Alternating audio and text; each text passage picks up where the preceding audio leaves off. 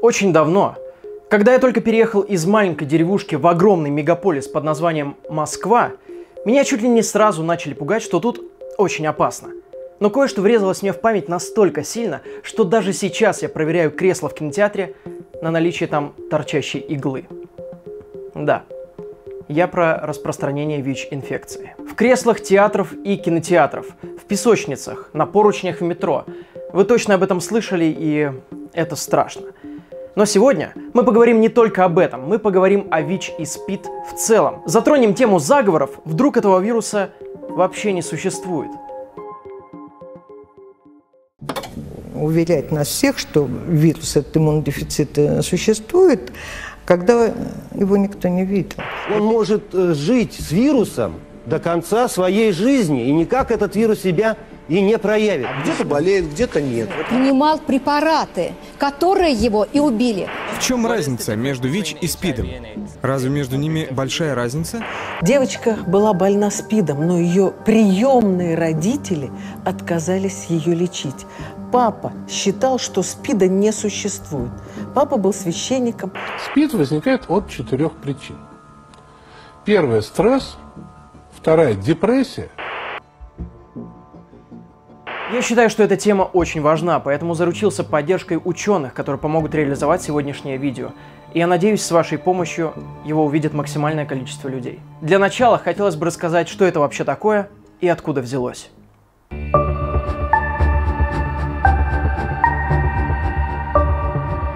ВИЧ расшифровывается как вирус иммунодефицита человека, и их есть несколько типов. Все они возникли на территории Центральной и Западной Африки и передались людям от обезьян, так как вирусы иммунодефицита обезьян находятся эволюционно очень близко к человеческим. Я знаю, о чем вы сейчас подумали. Ну, как еще он мог передаться от обезьяны? Да, я в школе тоже об этом слышал, но совсем не обязательно они передавались именно так. Есть доказательства того, что охотники на обезьян и поставщики мяса часто подхватывают этот вирус, так как напрямую контактируют с кровью. Ведь вы наверняка знаете, что ВИЧ передается через кровь, да? Через иглы, через любые незащищенные виды секса. Но совсем не очевидно, что оказывается ВИЧ не передается через слюну, при плавании в бассейне, воздушно-капельным путем и через укусы комаров и большинства насекомых. Да, это не очевидно, ведь множество болезней может передаваться через насекомых. И именно это открытие позволило известным людям публично доказывать, что с ними ничего не произойдет, если контактировать с ВИЧ-инфицированными. Тем самым разрушает тупые мифы, которые в 80-х и 90-х рождались пачками и живут до сих пор. Вот, например, на этих фотографиях принцесса Диана тесно общается с ВИЧ-инфицированными. Но эти фотографии видят не все. Специально про этот вирус не читают. Зачем? Это же их не касается. Но именно поэтому человеку сейчас трудно признаться, если он болен ВИЧ. Его будут сторониться коллеги по работе, ему будет трудно найти отношения. А все из-за неосведомленности людей, которые думают, что смогут что-то подхватить, просто общаясь. Да хоть тритесь друг об друга, ничего не произойдет. Мне вот интересно, эти люди, которые сторонятся ВИЧ-инфицированных, они с радостью потусуются с актером Чарли Шином. А почему? Он ведь тоже инфицирован, оказывается. Академик Вадим Покровский говорит, что страшный вирус Эбола, о котором вы все слышали, просто ерунда по сравнению с ВИЧ, потому что за 40 лет так и не смог дойти до Европы. Вот смотрите, по последним данным в России живет почти 147 миллионов человек. Из них 1 миллион на данный момент живет с ВИЧ-инфекцией. Не так много? Это каждый 147 человек. Но чем это грозит? Чем больше людей заражены ВИЧ, тем больший полигон для эволюции этого вируса, тем больше вероятность того, что из-за каких-то мутаций, которые возникнут у ВИЧ каких-то отдельных пациентов, появится какая-то новая версия этого вируса, которая будет еще более эффективна в своем распространении. Если кто-то играл в компьютерную игру Plague Incorporated, то там, чем больше у вас зараженных, тем больше у вас очков мутаций, и тем ближе вы к финальной победе. А финальная победа — это уничтожение человечества. ВИЧ определенно вызывает болезнь под названием синдром приобретенного иммунодефицита, сокращенно СПИД. В детстве я разницы между этими двумя терминами не знал. И это легко прослеживается. У него есть вполне внятные симптомы, например, сильное вздутие лимфоузлов. И все это может привести к полной жести. Организм человека попросту перестает защищаться от любых инфекций и опухолей, и вас может убить даже обычный герпес, который есть у большинства из нас, но мы его не замечаем, так как он нас не беспокоит. Изначально эту болезнь ассоциировали с болезнью наркоманов, которые колятся одной иглой в грязной подворотне. Но это давно в прошлом. Грань стерта, и теперь каждый человек на этой планете в группе риска. Вот вы идете по улице. Много людей. Вы проходите 20 шагов, и вы с высокой вероятностью прошли рядом с ВИЧ-инфицированным. Так понятнее? Понимаете, в чем проблема? Во всех странах потихоньку падает динамика заражения, но не в России. Почему динамика заражения в России растет? Разве нас никто не предупреждает о рисках? Ну, о рисках нас, конечно, предупреждают, особенно в преддверии 1 декабря, Всемирного дня борьбы с ВИЧ-инфекцией. Есть такая серьезная проблема, что в любой нормальной стране мира профилактика ВИЧ-инфекции стоит на работе с группами риска, так называемыми. Есть такая концепция, она называется снижение вреда. Она предложена Всемирной организацией здравоохранения и широко довольно-таки используется по всему миру. Она включает в себя такие меры, как раздача одноразовых шприцов наркоманам, как работа с коммерческими секс-работниками, снабжение их средствами контрацепции, например. Раздача специальных препаратов. Есть специальные препараты, которые должен принимать здоровый партнер и которые позволяют ему не заразиться вирусом иммунодефицита от своего, собственно, больного партнера. Весь вот этот набор мер, вот вся эта схема снижения вреда, она действительно довольно-таки неплохо работает. То есть она вот эти группы риска делает безопасными для окружающих. У нас же, к сожалению, ни одна из схем снижения вреда принята не была. У нас общественные организации пытаются что-то делать самостоятельно. В Екатеринбурге работают схемы снижения вреда, в Санкт-Петербурге пытаются делать, раздавать вот эти шприцы. Все это натыкается на организованное противодействие со стороны государства. Государство не понимает вот эту идею, что к наркоманам нужно относиться как к нормальным людям и снабжать их какими-то вещами, которые им нужны, что к коммерческим секс-работникам надо относиться как к людям и так далее и тому подобное. В связи с этим профилактика у нас довольно-таки неэффективная. Меры, которые принимает наше государство, это меры, направленные на укрепление института семьи, на какие-то вот эти духовные скрепы, которые нам активно пропагандируются. Они, к сожалению, уже давным-давно показали себя неэффективными. Их пытались применять в африканских странах, там это не сработало, и вернулись все равно к раздаче шприцов и презервативов. С этим вроде понятно, но гуляя по интернету и изучая эту тему, вы наткнетесь на статьи и группы, которые утверждают, что ВИЧ не существует.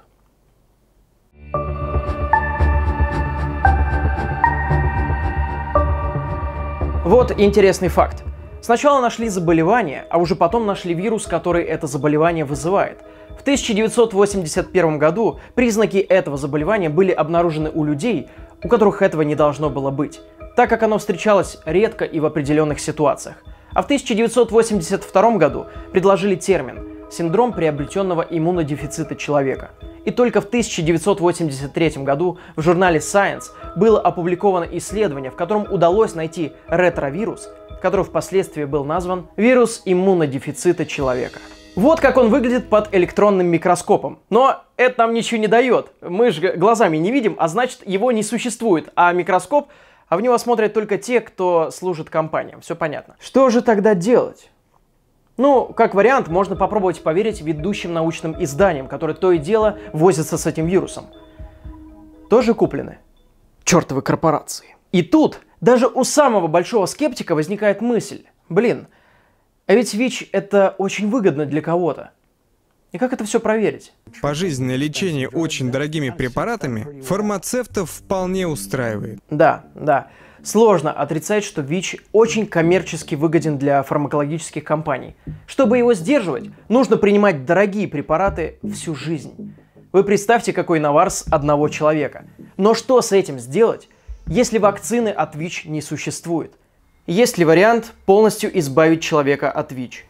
Есть, по крайней мере, один пациент, которого полностью вылечили от ВИЧ, так называемый берлинский пациент. Он болел одновременно лейкемией и ВИЧ. При лейкемии используют разные методы, которые позволяют уничтожить активно делящиеся клетки, и после этого приходится пересаживать человеку костный мозг. И в данном случае для пересадки костного мозга решили использовать не просто рандомного человека с подходящими генетическими маркерами, но и подобрать такого донора, у которого была бы определенная мутация, делающая его устойчивым к ВИЧ. Вот пересадили этому пациенту костный мозг от такого донора и вылечили в итоге и от рака, и от ВИЧ. И до сих пор у него не обнаружено следов ВИЧ в крови. Получается, если такова твоя генетика, то можно не заразиться вообще? Есть определенная мутация, при которой человек будет устойчив к ВИЧ. Это не очень распространенная мутация, но определенный процент людей ей обладает. Как только мы пытаемся убить вирус, он все-таки снова появляется, и единственная возможность поддерживать нормальную жизнь человека – постоянно принимать антиретровирусные препараты. Каждый день. Они помогают избежать размножения вируса, и человек начинает жить нормальной семейной жизнью, работать. У него появляются совершенно здоровые дети, и он имеет продолжительность жизни, как обычный человек. Причем тут нажива фармкомпаний, если это просто единственный способ выжить? Ведь есть четкая статистика, которая показывает, что человек, зараженный человек, без лечения проживет до 10 лет. Но с лечением он проживет до 50 лет в среднем. Это доказанный факт. И препараты становятся все лучше. Через несколько лет мы увидим новые цифры, например, 80 лет. Даже если ты подцепил вирус, сейчас не 80-е, и есть лекарства, подавляющие симптомы. Люди живут с этим по много лет. Что делать человеку, у которого нет денег на лечение? Неужели умирать в муках? Нет, разумеется, умирать в муках — это не самая хорошая идея. Как практически любое государство мира, Россия обязуется лечить всех ВИЧ-инфицированных людей бесплатно. Если человеку ставится диагноз ВИЧ-инфекция, ему необходимо подтвердить этот диагноз в федеральном центре СПИД. После этого врачи-специалисты, которые в этих центрах работают, обязаны подобрать ему схему терапии и снабжать его лекарствами на протяжении всей жизни для того, чтобы, собственно, держать болезнь под контролем. Однако в России, к сожалению, эта система довольно-таки часто не работает. Очень многим людям по тем или иным причинам отказывают в терапии, просто потому что банально эта терапия очень дорогая, с лекарствами наблюдаются перебои, и врачи таким образом пытаются как бы снизить, получается, финансовую нагрузку на учреждения здравоохранения. В этом случае могут помочь общественные организации. Есть, например, такой фонд, называется он СПИД-центр. Вот есть центр СПИД, а есть фонд СПИД-центр, где сидят юристы, где сидят люди, знакомые с проблемами сообщества ВИЧ-инфицированных людей, которые могут помочь добиться вот этой терапии, добиться того лечения, которое государство обязано предоставлять всем пациентам. А должна ли быть паника, если человеку поставили такой диагноз? Ну, паника — это тоже не самый хороший выбор в данном случае. То есть, если такой диагноз обнаружен, то да, надо понимать, что это, скорее всего, на всю жизнь. То есть, есть еще какой-то шанс, что диагноз не подтвердится при проверке его в центре СПИД федеральном. Но, как правило, да, это, если есть положительная реакция, как правило, это указывает на то, что вирус в крови присутствует, что необходимо начинать лечение. Раньше применяемые препараты имели довольно-таки серьезные побочные эффекты.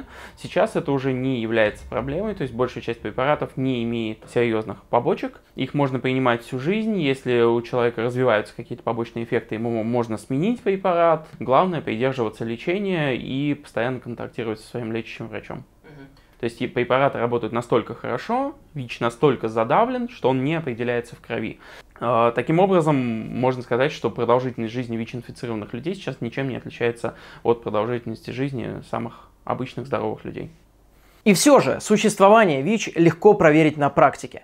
Нет, заболевать ничем не нужно. Есть куча людей, которые это сделали не по своей воле. Если очень вкратце, то ученые научились использовать его в своих целях. Они вводят в больного модифицированный вирус иммунодефицита, перед этим удалив из него все, что вызывает болезнь. Он нападает на, допустим, раковые ткани, не задевая здоровые, и человека можно вылечить. Это доказывает нам, что такой вирус есть. Он существует, мы знаем его строение, мы его изучаем, он очень страшный, но даже из этого мы можем извлечь пользу. А какая выгода у этих ученых? Они же наоборот отнимают деньги у тех, кто лечит рак. Подумайте об этом. Вот люди, которые видят во всем заговоры, обвиняют академика Покровского, о котором мы говорили ранее, в том, что он агент Запада. Пытается уничтожить Россию своим выдуманным СПИДом, делает вид, что лечит, но на самом деле жестоко убивает. И оказывается, нет научных доказательств, что вообще есть ВИЧ и СПИД. Созревает такой вопрос.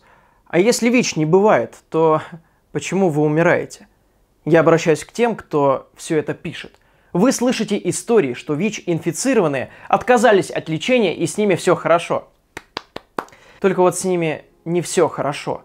Просто они до последнего будут говорить, что в норме, пока не умрут.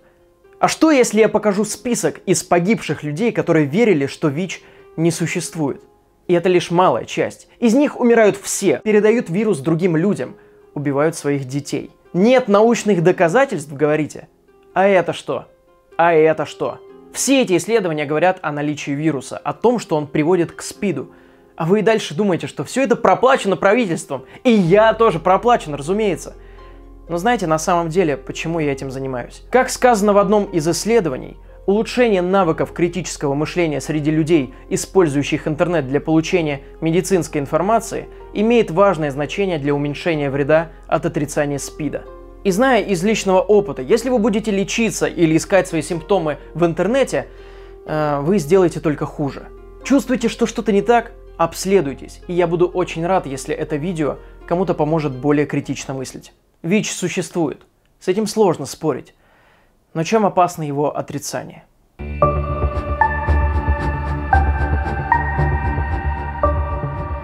ВКонтакте есть группа, которая называется ВИЧ-СПИД-диссиденты и их дети. Они занимаются мониторингом и подсчетом смертей от этой страшной болезни.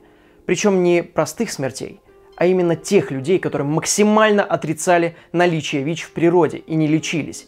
Их называют ВИЧ-диссиденты. Они умирают. А что им еще остается? Любая простуда, любой грибок съедает их изнутри, а организм не может сопротивляться. Но эти люди, как правило, очень агрессивно общаются с теми, кто советует лечение и искренне не понимают, как можно себя так не беречь. Но в ответ что они слышат? Это все заговор. И вы все, твари, сдохнете быстрее, чем я. Я спляшу на ваших могилах, проплаченные правительством уроды. Но через непродолжительное время их прогнозы разбиваются в пух и прах, потому что они умирают. Ирония? Просто отсутствие какого-то критического мышления и максимальное отрицание своей проблемы. И ладно, если ты запускаешь себя, но не все так просто. Возьмите в пример недавно погибшую от двухсторонней пневмонии на фоне ВИЧ-инфекции 36-летнюю Софью. Вот по классике. Она отрицала болезнь, желала смерти всем тем, кто ей что-то там советовал, и все в таком духе. Но она не лечила своих маленьких детей. Как будто проблемы совсем нет. И детки погибли, потому что при родах мать их заразила. Проблема как бы есть. И это просто глупо ее игнорировать. Они могли выжить, понимаете? Если бы женщина принимала специальные препараты, с большей долей вероятности дети бы родились без вируса. И таких историй, к сожалению, очень много. Мамы, начитавшись ничем не подтвержденного бреда, получают вот такие вот последствия в виде мертвых детей. Да, это жестко, но дети не виноваты, что у них такие матери. И это нужно прекратить. Но и тут не обошлось без конспирологии. Ведь огромное количество людей утверждают, что ВИЧ был создан людьми, чтобы контролировать смертность по всему миру и, разумеется, зарабатывать деньги на лохах, которые верят в то, что препараты от ВИЧ помогают. Кто распространяет эту информацию? Вам интересно?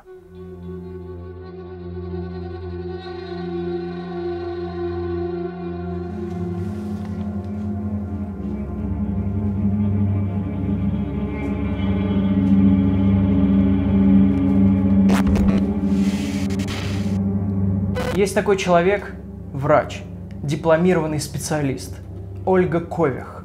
Она занимается тем, что дает всем ВИЧ-инфицированным свои бесплатные советы. Ведь она врач, она лечит людей. Нет никаких оснований ей не верить. Говорят те люди, которые ее слушают, и в итоге умирают. В интернете Ольгу Кових называют «Доктор Смерть».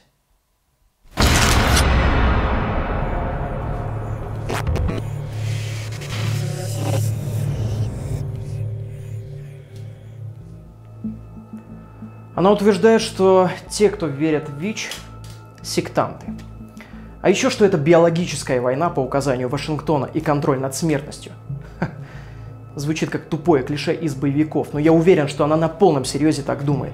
А еще она думает, что микроволновые печи могут понижать иммунитет, а сок из магазина, наоборот, его повышает, даже когда у тебя иммунодефицит. Советует беременным мамам с ВИЧ не делать прививки и не лечиться препаратами. Да и вообще много чего еще. Сборник ее цитат вы найдете по ссылкам в описании. Только смотрите, голову себе фейспалмами не пробейте. Также там есть ссылки на то, скольких людей, в том числе и детей, она свела в могилу. Все ее тезисы можно разрушить с научной точки зрения, но это неинтересно людям, которые ей верят. За свои действия она не так давно была уволена со своего места работы. Она оправдала это тем, что она просто знает правду. Вот еще интересная штука. Гипотеза Дюсберга. Она заключается в том, что ВИЧ на самом деле просто безопасный вирус, сидящий в организме. И СПИД получают другим путем, и он не был найден в Африке. Я говорю это потому, что Питер Дюсберг – молекулярный биолог, профессор молекулярной и клеточной биологии в Калифорнийском университете в Беркли. Неплохо, да? Он писал книги и всячески распространял свои знания. С этим был согласен Табо Мбеки, ни много ни мало президент Южноафриканской республики. Он боролся с учеными и противостоял распространению препаратов для лечения ВИЧ. Президент. Есть исследование, которое говорит, что с 2000 по 2005 год из-за вот этой конспирологической истерии в ЮАР погибло 365 тысяч человек, включая 35 тысяч детей. Неплохая цена за ошибку, да? Всего этого могло и не произойти, ведь слушая, что несет этот ученый и этот президент, в 2000 году была представлена Дурбанская декларация. Документ, подписанный 5000 учеными, каждый из которых имеет степень доктора наук и не работает в госкорпорациях, чтобы не было слухов про заговоры. Документ ясно дает понять, что есть недвусмысленные доказательства того, что ВИЧ вызывает СПИД, и он убивает людей. Все это было опубликовано в научном журнале Nature и представлено на конференции по СПИДу. Это было успешно проигнорировано, и люди, правда, умирали. Ну, кому вы теперь верите? Сюда подходит очень интересная штука, которая называется эффект доктора Фокса. Если вы видите человека в белом халате, который говорит какие-то умные научные вещи, у вас складывается впечатление, что он говорит правду. Ученый ведь. Только вот если он говорит полную чушь, вы этого даже не заметите из-за харизмы выступающего.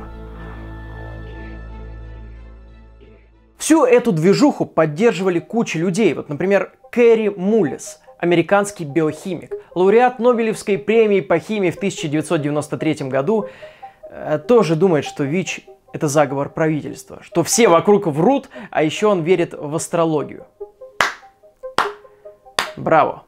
Если все вокруг куплены правительством, если они такие влиятельные и могут купить все фармкомпании, то почему вы все еще живы? Вы выступаете перед людьми, говоря им шокирующую правду, а правительству почему-то плевать на вас. Именно поэтому в интернете вы можете найти книги, в которых много научных терминов, вроде все складно, но совершенно неверно. И хорошо бы их запретить к распространению для безопасности страны, но никто с этим ничего не делает. Но на самом деле Минздрав старается. Продался Минздраву. Появился законопроект, который могут ввести в 2019 году, который обязует штрафовать всех, кто пропагандирует отказ от лечения ВИЧ. Посмотрим потом, как тихо будет на форумах, если его, конечно, примут. Но что, если мы ошибаемся? Ученые врут, и вирус был реально создан искусственно. Возможно ли создать искусственный вирус иммунодефицита? Этот вопрос можно разбить на два. Можно ли было сделать подобный вирус в 1920 году? Это примерно время, когда считается, что ВИЧ впервые заразил человека, исходя из имеющихся реконструкций. Или можно ли сделать подобный вирус сегодня с помощью всех современных технологий? Если мы говорим про тогда, то надо понимать, что на тот момент никто не знал даже, что ДНК отвечает за передачу наследственной информации. Не говоря уж о том, что не было никаких современных методов генной инженерии, и говорить про искусственное создание какого-то вируса совершенно не приходится. Если мы говорим про сегодня, то сегодня геном ВИЧ прочитан, поэтому если бы кто-то хотел сегодня создать подобный вирус, он бы мог взять из публичных баз данных последовательность генома ВИЧ, синтезировать этот геном, засунуть его в какую-нибудь человеческую клетку, заставить ее производить вирусные частицы, ну и дальше он бы получил этот вирус в лаборатории. Но обратите внимание, что я сейчас описал процесс копирования уже созданного природой вируса. А сделать такой вирус с нуля, то есть спроектировать его, сегодня вряд ли кто-то бы смог. Даже современная наука спроектировать ВИЧ с нуля не позволяет. Максимум мы можем скопировать этот вирус, можем немножечко его видоизменить, возможности не столь велики. Если помните, первый, у кого диагностировали это заболевание, был такой американский теннисист Эш, который прожил с этим заболеванием 15 лет. И меня первое, что насторожило в этой истории, что у него было 2 здоровых детей и здоровая жена. Хотя 15 лет они жили вместе, ну и дети рождались в этом браке. Следовательно, подумал я, не так уж страшный черт, если он есть. На недоказанной базе, на невыделенном вирусе. То есть мне кажется, что это обман. Как легко манипулировать людьми и подтасовывать факты, когда ты известный телеведущий, не так ли? А потом все это рассказывать на Первом канале. Но все же первые случаи заражения появились в 1981 году. Предполагается, что Артур Эш заразился только в 1983, но узнал об этом в 1988 году. Он прожил с ВИЧ не 15, а максимум 10 лет, и у него было не 2 дочери, а 1, приемная. Ее зовут Кэмера. Интересно, с чего ей вообще быть зараженной? А жена почему не заразилась? Может, потому что вероятность заразиться не так высока? Может, потому что есть люди, которые в принципе не подвержены заражению? Может, потому что Артур Эш после диагноза открыл свой фонд и пропагандировал безопасный секс? Ну действительно, зачем же вдаваться в подробности? И это только малая часть влиятельных людей и ученых, которые любят подтасовывать факты, брать только те исследования, которые им выгодны, и тем самым подвергать людей риску. В общем, никогда не должно быть авторитетов. Все ошибаются, и никто не идеален. И ни в коем случае нельзя верить мне, так как я всего лишь ретранслятор. Но, к счастью, по теме ВИЧ есть с чем сравнивать. Из более 100 тысяч публикаций вы найдете от силы сотни мракобесных. Почему люди продолжают сопротивляться фактам и избегать лечения? Что ими движет? В данном случае главная проблема, как мне кажется, это стигматизация темы ВИЧ-инфекции людей, зараженных вирусным иммунодефицитом человека. Дело в том, что когда ВИЧ только появился, это была болезнь маргиналов, так называемая. То есть до сих пор выделяют 3 таких основных уязвимых группы риска. Это мужчины, имеющие секс с мужчинами, сокращенно их называют МСМ. Это лица, употребляющие инъекционные наркотики, сокращенно ЛУН. И это коммерческие секс-работники, то есть, по сути, проститутки, сокращенно КСР. Раньше считалось, было такое общее знание, то есть люди считали, что вот только эти группы подвержены ВИЧ-инфекции. И, соответственно, если у человека обнаруживали ВИЧ-инфекцию, значит, он принадлежит к одной из этих групп. То есть он либо колется, либо воспользовался услугами коммерческих секс-работников и так далее. И до сих пор это, к сожалению, очень устойчивый миф. Если человек получает ВИЧ, причем сейчас вот эти перечисленные способы получения вируса иммунодефицита человека, они отнюдь не превалирующие. По всему миру сейчас основной способ передачи ВИЧ-инфекции — это гетеросексуальные контакты. От мужчины к женщине, от женщины к мужчине. Однако, до сих пор, если человеку ставят диагноз ВИЧ-инфекции, он, во-первых, сам начинает думать, как же я мог ее получить, я же там не колюсь, я не общаюсь с проститутками и так далее. С другой стороны, вокруг него люди решают, что он какой-то маргинал, что он ведет асоциальный образ жизни. У таких людей наступают проблемы на работе. Это еще усугубляется дополнительно тем, что люди считают, что такие люди опасны. У таких людей начинаются проблемы в семейной жизни, от них уходят жены, мужья, они теряют детей там, и так далее и тому подобное. То есть их круг начинает их избегать.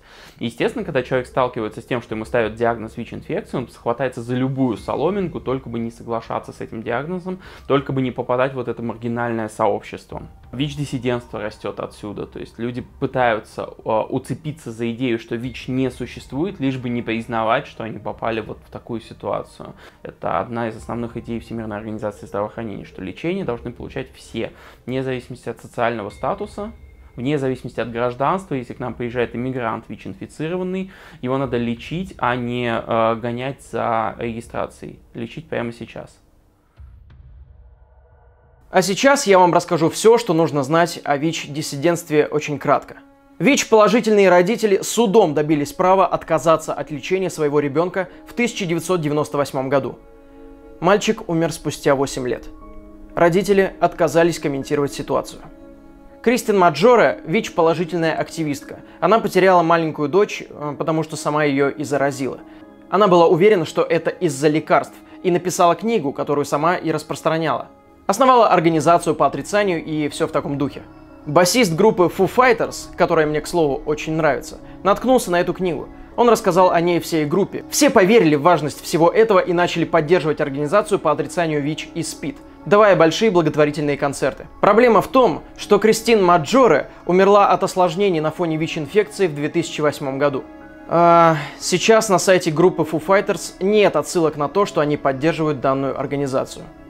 Ну, наверное, передумали. Научились больше этого не делать. Да, сэр.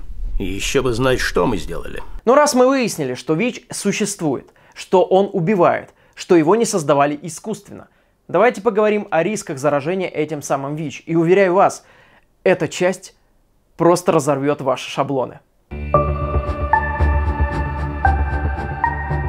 Как вы думаете, заразитесь ли вы ВИЧ, если вам перельют инфицированную кровь в больнице? Ну, да, это логично. Шанс этого 90%. Как вы думаете, каков шанс заразиться ВИЧ при любом половом акте с инфицированным? Ну, большой, ведь именно так он и передается. 1,5%. Это какой-то бред, нужно срочно перепроверить информацию. Да, нужно, но ее уже кучу раз перепроверили. Эти данные верны для одного полового акта. А заражаются им потому, что множественная связь усиливает вероятность, и проценты только растут. По статистике, вероятность заражения при гетеросексуальной связи ничтожно мала. Но что насчет иглы? Кровь остается, и вы в кинотеатре сели на подсунутую иголку, и все. Только вот ВИЧ живет вне тела очень мало, и скорее всего, когда вы на нее сели, он уже умер. Но даже если вы воткнете шприц наркоману в вену, а потом сразу себе, вероятность передачи вот такая. Когда я увидел эти официальные цифры, я был в шоке. Это разрушает все мое представление о ВИЧ-инфекции. Но нужно взять себя в руки и понять, что хоть процент и мал, он все равно есть. И поэтому нужно принимать все меры предосторожности, чтобы снизить даже эти незначительные риски. На просторах интернета я встречал истории, которые гласят, что людям передали ВИЧ в стоматологии, тату-салоне, маникюрном салоне. Такое возможно? Гипотетически такое действительно возможно. То есть во всех местах, где возможен контакт какого-то инструмента с кровью ВИЧ-положительного пациента, эта кровь может быть использована, ну, случайно или намеренно для заражения здорового человека. Однако такие случаи уже давным-давно не случались. Собственно, появление на горизонте, на нашем медицинском горизонте ВИЧ-инфекции привело к довольно-таки серьезному изменению правил взаимодействия с кровью людей. В частности, например, сейчас вы практически не встретите многоразовых инструментов для контакта с кровью. Практически все, что используется для забора крови, донорской, либо там на анализы, это все одноразовые вещи. То же самое касается игл для там татуажа и всего остального. Мы практически полностью перешли на одноразовые инструменты именно в связи с риском передачи ВИЧ и тому подобных инфекций. Сейчас это в большой степени миф. То есть, если кто-то очень захочет в тату-салоне заразить человека, он сможет это сделать, но это будет уголовно наказуемое деяние, такого не случается сейчас. Не так давно возникла еще одна городская легенда, которая говорит о том, что ни в коем случае нельзя употреблять продукты, которые производит компания Pepsi, так как работник или работники добавляли туда свою инфицированную кровь. Такие сообщения часто распространяют в WhatsApp, как и всю остальную дичь. Но это у нас такое до сих пор пугает людей, а на самом деле эта байка еще в 2011 году гуляла на американских сайтах и передавалась таким же способом через мессенджеры. Людей просто запугивают и создают панику. Вы ведь не биологи и не знаете, что ВИЧ в такой среде не выживет, и что даже если вирус и есть в напитке, но на данный момент не произошло ни одного случая заражения ВИЧ через продукты питания. Распространители просто играют на доверчивости людей. На моей памяти не было ни одного случая, когда массово через мессенджеры распространяли громкие объявления, которые в итоге оказались правдой. Завязывайте уже в это верить. Какие есть рекомендации? Их на самом деле немного. Проверяться. Чем раньше вирус будет найден, тем будет намного проще. Уменьшить количество половых партнеров. А если вы возомнили себя мачо, то обязательно предохраняться. Это уменьшит риск. И никогда не сдавать на СПИД, на ВИЧ вот этот анализ. Разумеется, это нужно делать, ведь человек может и не подозревать поначалу, что он инфицирован. Также не будьте наркоманами и не колитесь грязными шприцами. Я вот это говорю и как будто попадаю в плохой боевик 90-х. Сейчас на улице больших городов, конечно, такую картину не часто можно встретить, что очень радует. Но в детстве я застал такое. Это действительно было очень отвратительно. И после всего этого, после всех этих знаний, которые можно найти в интернете, потратив несколько часов, люди продолжают не верить в ВИЧ. Продолжают его игнорировать и не лечить своих детей. Создавать группы ВКонтакте, что ВИЧ создали искусственно, и нас на самом деле убивают врачи, а не какие-то болезни. И если вдруг с вами это приключилось, вы, конечно, после врачей побежите в интернет искать выход и другую точку зрения, но, пожалуйста, не наткнитесь на эти группы. Если вы морально слабы, вы просто из безысходности в это поверите. Ведь вы увидите комментарий от якобы врача, который копнул чуть глубже и знает про заговор. Поверите ему? У нас есть чаша весов. На одной недоверие, заговоры и смерть, а на другой нормальная жизнь. Что выберете?